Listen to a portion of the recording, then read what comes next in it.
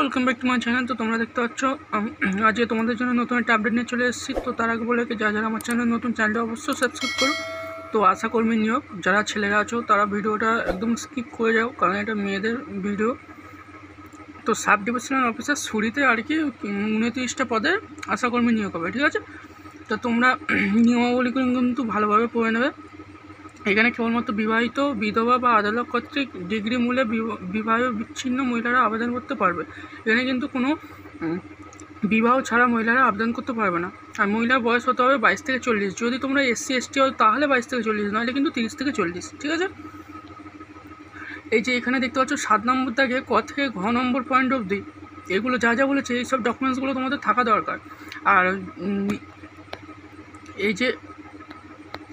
এই যে যেগুলো ব্লক বলেছে গ্রাম পঞ্চায়েত, এর আন্ডারে যারা যারা আছে তারাই কিন্তু আবেদন করতে পারবে।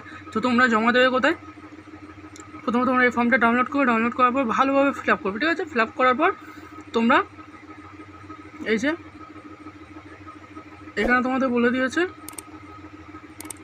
ক থেকে আর কি 6 অবধি, এই যেখানে এই যে কটা পয়েন্ট আছে এই পয়েন্ট ভালোভাবে পড়ে যে কটা জিনিস আছে সবগুলো তোমাদের ওই খামের ভিতরে ভরতে হবে।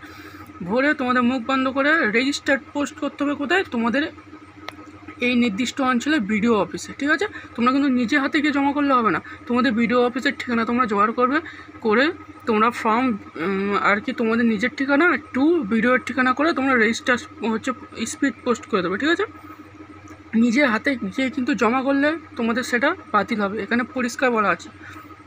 তোমরা নিয়মাবলীটা যদি ভালোভাবে পড়ো তো ভালোভাবে বুঝতে পারবে। এখানে তোমরা দেখতে পাচ্ছ রাজনগর, তারপর তোমাদের দুর্গাপুর এইসব আছে। তো এর আন্ডারে যে আর কি এই ব্লকের আন্ডারে যে ভিডিওটা পড়ছে সেই ভিডিওটা কিন্তু তোমরা স্পিড পোস্ট করবে, ঠিক আছে। সম্পূর্ণ স্পিড পোস্টের মাধ্যমে এটা হবে। আর তোমরা এই পয়েন্টগুলো ভালোভাবে পড়ে নেবে।